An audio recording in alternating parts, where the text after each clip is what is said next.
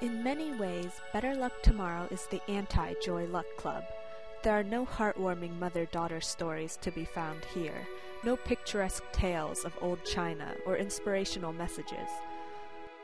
Instead, Justin Lin gives us an unsettling look at four bright young men, A students academically perfect in every way, applying their smarts to a whole new realm.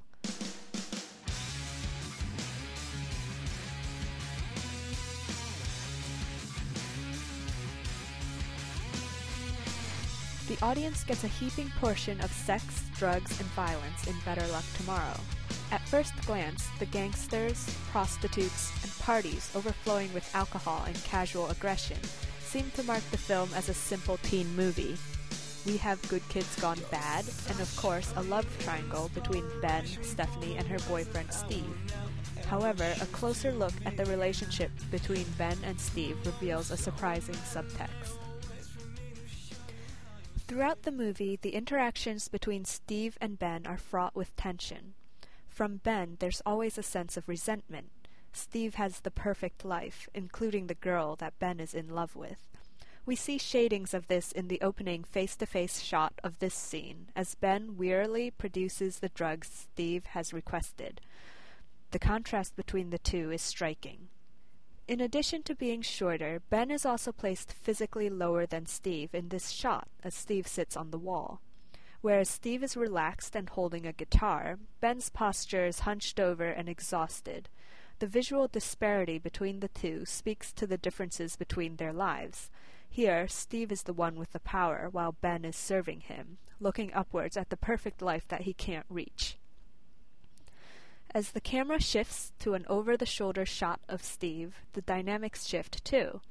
Steve offers Ben the phone number for an internship mentioned earlier in the film. However, with the lingering shots on Steve and Ben's faces, one could easily imagine a much more intimate scene taking place.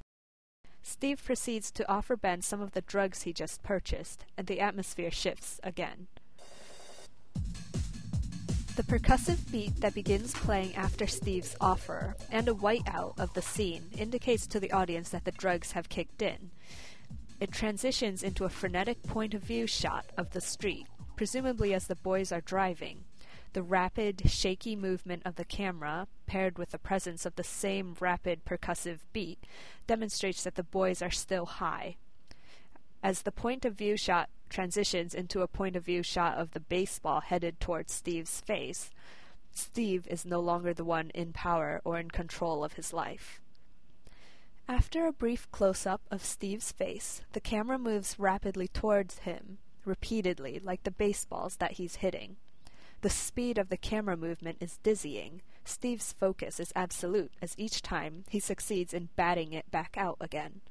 One could see this as a metaphor of Steve's life, as he struggles to stay on top of things and maintain his image or happiness, despite the obstacles that get hurled his way, like baseballs.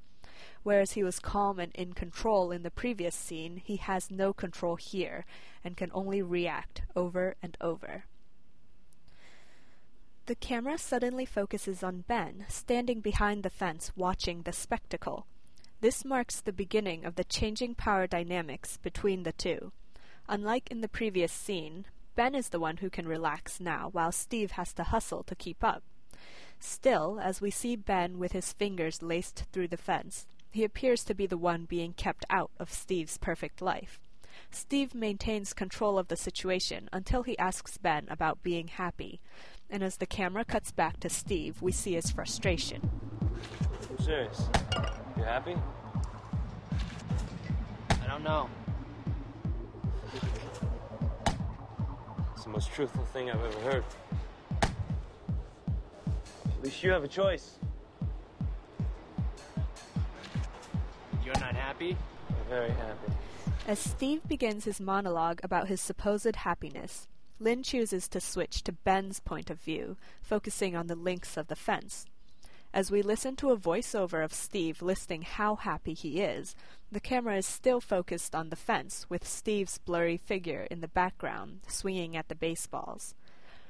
Steve's happiness is actually his cage. His grades, his family, scholarships, even his girlfriend are all things that fence him in. which the director illustrates by focusing on the chain-link fence. The camera cuts back to Steve's face, showing him on the verge of tears as he curses the unstoppable cycle of happiness. To further reinforce this idea of a repeating cycle, we see a sped-up segment of Steve swinging repeatedly at the ball, then a dizzying 360-degree whip pan around him. Despite the fact that they are outdoors, the camera effects create an almost claustrophobic feeling, mirroring Steve's struggle to break free of his predefined role, which in turn can be seen as being symbolic of the larger problem of representation for Asian American males. What? The scene ends with a slightly ridiculous sequence of Ben laughing and Steve asking what, impressing upon the viewer the absurdity of stereotype and the issue of fair representation in Hollywood.